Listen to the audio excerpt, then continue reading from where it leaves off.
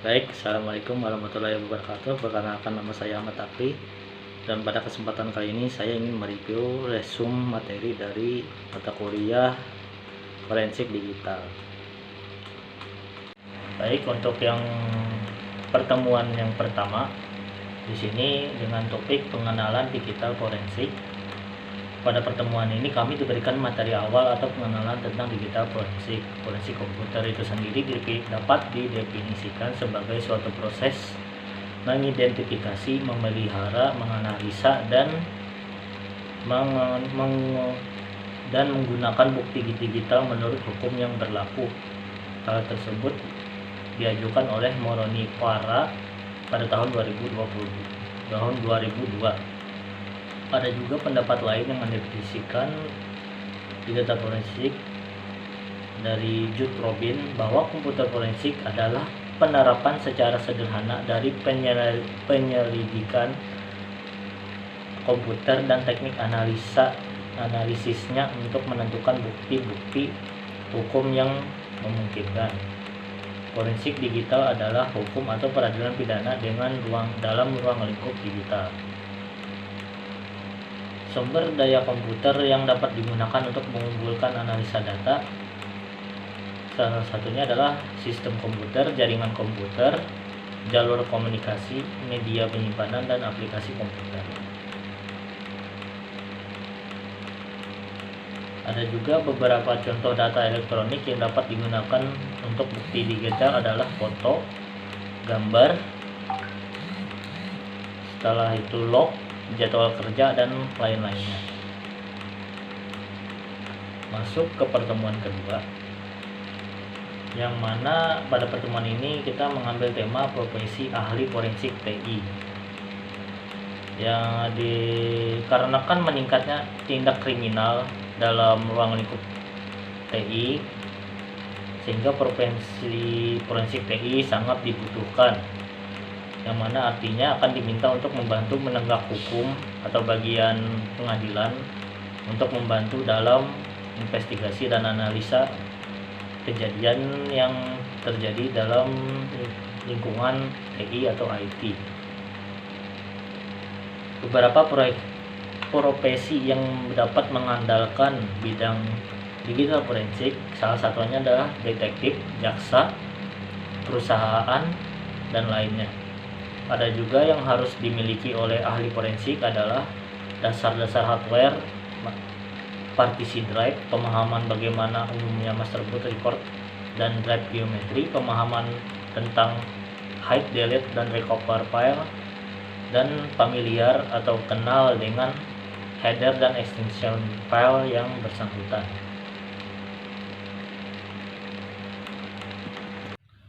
Baik, kita masuk ke pertemuan yang ketiga dan yang keempat. Pada pertemuan ketiga dengan tema materinya UU ITE. Di sini beberapa poin yang saya catat, yaitu kronologi RUU ITE, yang mana awalnya mulai dari RUU PTI, lalu berubah jadi RUU IETE, setelah itu RUU IKTE, dan akhirnya berubah menjadi RUU ITE. Ada juga asas pemanfaatan teknologi dan transaksi elektronik yang disebutkan pada pertemuan ketiga ini adalah asas kepastian hukum, asas manfaat, asas hati-hati, asas etikat baik, dan asas netral teknologi. Bukti elektronik menjelaskan adanya informasi yang dipertukarkan dalam transaksi elektronik, yang mana tidak hanya mencangkup jual beli, tapi juga mencangkup pertukaran informasi melalui media elektronik atau internet. Menurut Wigrantoro Ros Setiadi pada tahun 2003, ada beberapa kemampuan internet dalam memfasilitasi transaksi antar pihak. Salah satunya masalah keberadaan para pihak, kebenaran eksistensi pada atribut dan atribut, penolakan atau pengingkaran atas suatu transaksi, keutuhan informasi, pengakuan saat pengiriman, privasi, dan yurisdiksi. Masuk ke pertemuan yang keempat. Beberapa pendapat di sini pertemuan keempat bertemakan atau dengan submateri komputer forensik dalam hukum Indonesia. Poin yang saya tulis ini adalah beberapa pendapat tentang pengertian atau unsur hukum forensik TI adalah: 1. Aturan tentang tingkah laku masyarakat. 2. Dibuat oleh orang yang berwenang. 3. Berisi perintah dan larangan. 4. Bersifat memaksa. Dan kelima, ada sanksi jika adanya pelanggaran. Hukum bertujuan untuk menjamin adanya kepastian hukum dalam masyarakat yang bersendikan keadilan. Hukum sendiri terbagi menjadi beberapa kategori yang dilihatkan pada gambar yang akan saya tunjukkan setelah ini.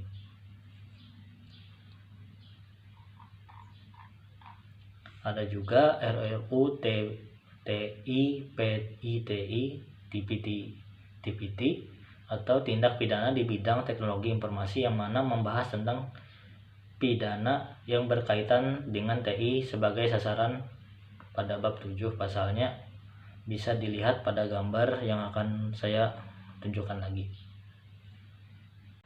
Baik, untuk pertemuan yang kelima dengan judul standar metodologi komputer forensik, di sini dijelaskan bahwa kebutuhan akan standarisasi metodologi di level manapun sudah menjadi suatu kebutuhan, yang mana yang akhirnya sekarang ahli komputer forensik akan memiliki peran penting dalam menekan hukum, sehingga dibutuhkannya suatu standar metodologi dalam penyelidikan dan analisis forensik komputer. Menurut David Morrow, seperti halnya Anda tidak memulai perjalanan jauh ke daerah asing tanpa peta, jangan memulai penyelidikan tanpa memperhatikan rencana. Mengikuti metode standar merupakan hal penting demi kesuksesan dan efektivitas komputer forensik. Adapun beberapa standar komputer forensik mengacu kepada 5 faktor. Yang pertama, identifikasi subjek. Yang kedua, memperbaiki komputer. Yang ketiga, mengungkapkan jalur komunikasi.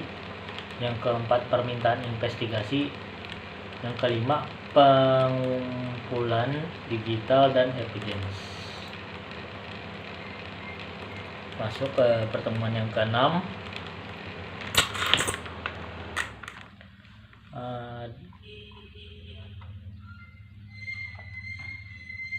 Pertemuan ke-6 dengan judul Hukum Pembuktian Kejahatan TI. Hukum pembuktian merupakan sebagian dari hukum acara pidana yang mengatur macam-macam alat bukti yang sah menurut hukum, sistem yang dianut dalam pembuktian, syarat-syarat dan tata cara pengajuan bukti tersebut, serta kewenangan hakim untuk menerima, menolak, dan menilai suatu pembuktian. Sumber hukum pembuktian bisa dari UU atau undang-undang, doktrin atau ajaran, dan jurisprudensi. Alat bukti adalah segala sesuatu yang ada hubungannya dengan suatu kasus yang dapat dijadikan pembuktian untuk menimbulkan keyakinan kepada hakim.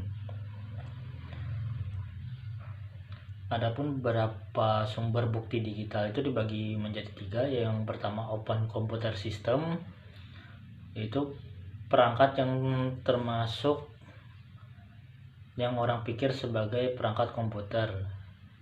Lalu ada juga communication system seperti sistem telepon tradisional, komunikasi wireless, internet, dan jaringan komunikasi data. Kalau ada embedded computer system, perangkat yang tidak dapat disebut komputer tapi memiliki komponen komputer dalamnya, memiliki sistem komputer di dalamnya. Lalu seseorang dapat dikatakan bersalah jika 1. Perbuatannya dipersalahkan atas kekuatan UU. Yang kedua, perbuatan tersebut didukung oleh bukti yang sah. Yang ketiga, kepadanya dapat dipertanggungjawabkan. Alat bukti menurut KUHAP pasal 184 itu ada keterangan saksi, keterangan ahli, surat petunjuk, setelah itu petunjuk, dan keterangan terdakwa. Oke, kita masuk ke pertemuan yang ke-7 dan yang ke-8. Pada pertemuan yang ke-7, kami melakukan diskusi dan presentasi untuk progres dari tugas UTS yang telah diberikan sebelumnya pada sekitar 3 atau 4 pertemuan sebelumnya, yang mana di situ saya diberikan masukan bahwa jurnal yang bagus untuk direview itu sebagai tugas saya nanti itu jurnal yang memiliki subjek, objek, dan predikat. Lalu pada pertemuan 8 yaitu pengumpulan tugasnya, di sini saya melakukan review jurnal dengan video yang telah saya upload. Di sini linknya nanti akan saya letakkan pada deskripsi di bawah, yang mana judul-judul dari keempat jurnal itu adalah satu, perancangan digital forensik pada aplikasi Twitter menggunakan metode live forensik. Jurnal kedua berjudul Analisa Pengembangan Digital Forensik dalam Penyelidikan Cybercrime di Indonesia dengan menggunakan Systematic Review. Yang ketiga, Analisis Digital Forensik aplikasi Oppo pada Android. Yang keempat,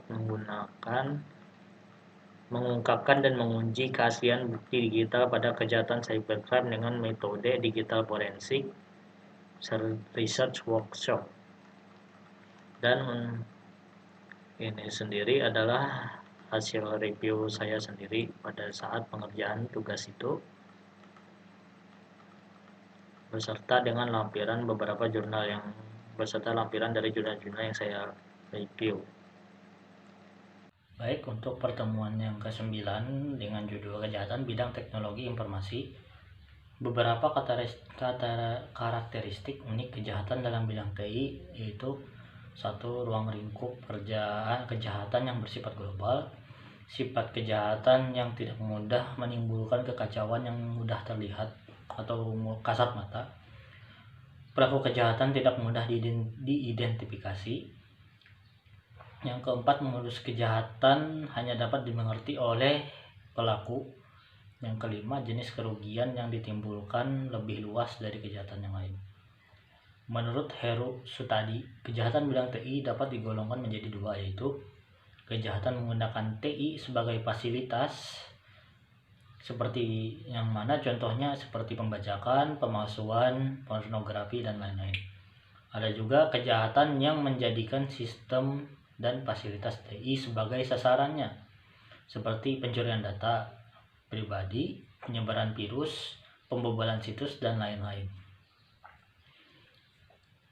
Beberapa jenis cybercrime yang bisa saya sebutkan salah satunya adalah illegal content, data forgery atau pemalsuan data, cyber stalking, hacking dan cracking, hijacking atau pembajakan, unauthorized akses yang tidak diizinkan atau tidak diperbolehkan, penyebaran virus secara sengaja, dan beberapa jenis cybercrime lainnya. Adapun upaya penanggulangan cybercrime dapat dengan pengamanan sistem, penanggulangan global, perlunya cyber law, dan perlunya dukungan lembaga khusus.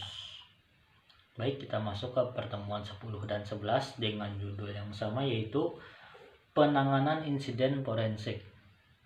Jenis insiden menurut The Information Security Management yaitu virus, unauthorized access, setelah itu pencurian atau kehilangan kepercayaan informasi, serangan denial of service pada sistem, dan korupsi informasi.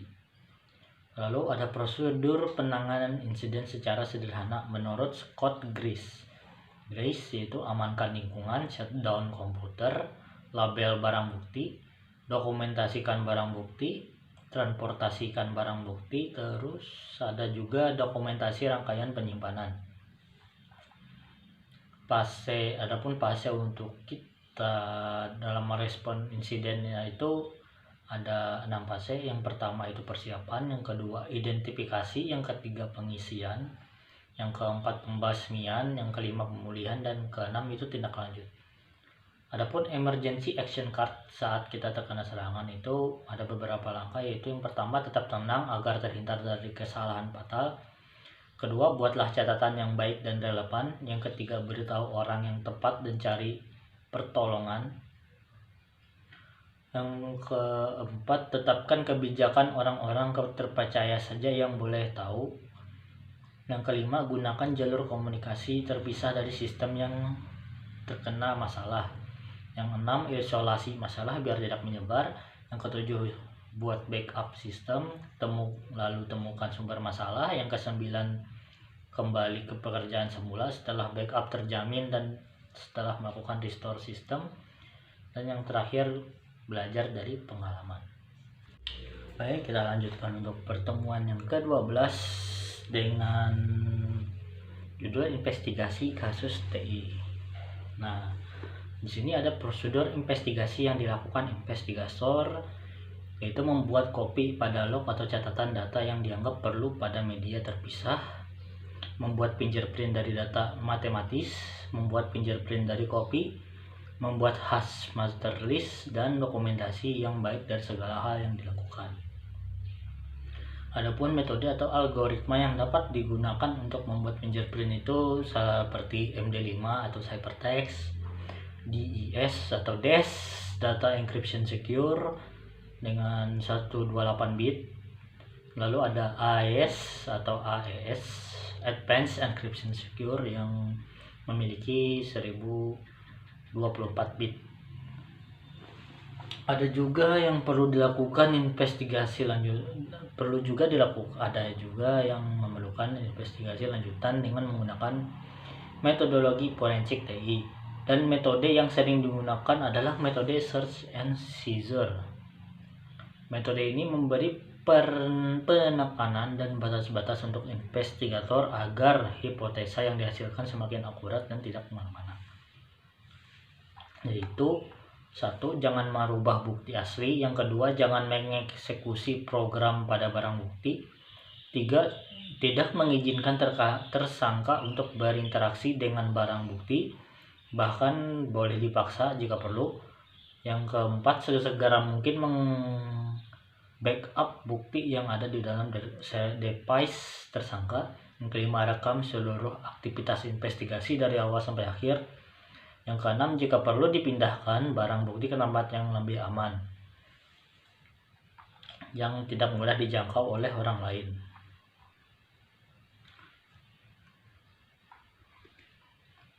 Masuk ke pertemuan ke-13 dengan judul keamanan dalam bidang TI. Keamanan dalam penggunaan komputer dan internet sangat bergantung kepada 3 pihak, yaitu yang pertama user, kedua fasilitator, yaitu komputer dan internetnya, dan juga sistem elektroniknya. Yang ketiga itu penyedia teknologi itu sendiri seperti perusahaan pembuat softwarenya. Di antara ketiga tadi, yang paling lemah atau yang paling mudah diserang itu adalah user, karena manusia adalah tempatnya salah dan lupa, sehingga dapat dengan mudah ditipu oleh pelaku, dan bisa juga sistem itu menjadi lemah karena usernya itu sendiri lemah. Jadi sang penyerang bisa menyerang sistem yang digunakan oleh banyak orang karena memanfaatkan kelemahan orang yang membuat sistemnya.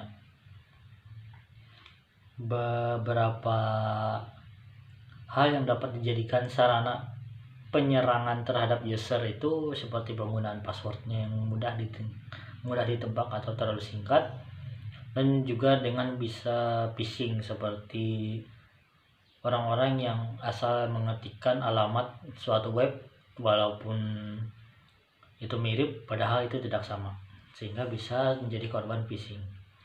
Untuk pertemuan yang ke-14 di sini tidak ada materi dikarenakan pada pertemuan ini kami melakukan diskusi dan presentasi mengenai tugas UAS kami ini, yaitu untuk melakukan resume materi ini, yang mana video ini akan menjadi hasil dari UAS saya. Untuk pertemuan terakhir dengan materinya yaitu pertemuan 15, tool forensik. Dalam forensik digital diperlakukan yang namanya alat atau tool.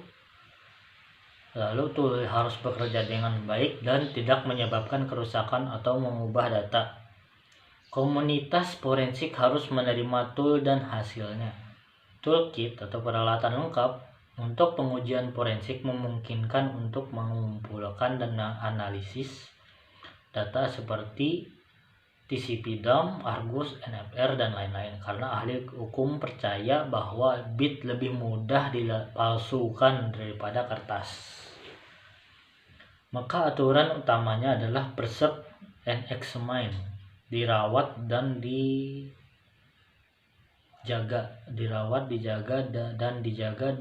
atau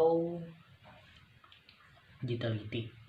Examine, preserve and examine. Adapun di bawah ini yang akan saya tampilkan di video ini beberapa kategori software forensik.